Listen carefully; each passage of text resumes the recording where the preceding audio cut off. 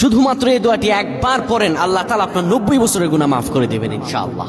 আপনার 90 বছরের গুনাহ মাফ হয়ে যাবে শুধুমাত্র এই দোয়াটি যদি একবার পড়তে পারেন। আপনার ভাগ্য খুলে যাবে, রিজিকে বরকত আসবে, মনের ন্যাক আশা পূরণ হবে, আল্লাহ আপনার সব দোয়া কবুল করে দিবেন। সুবহানাল্লাহি ওয়া বিহামদি। এত ফজিলত, এই দোয়াটা আপনারা শেয়ার করে দিবেন। এই যুবকেরা, আমল না করেও সওয়াব পাবা। তোমার একটি শেয়ারে, একটা বাটনে প্রেস করে তুমি সওয়াব পেয়ে যাবা। কারণ তুমি আমল না করো, অন্য কেউ যদি তোমার শেয়ারের বদৌলতে আমল করে, সওয়াব তুমি পেয়ে যাবা। নবীজির হাদিস।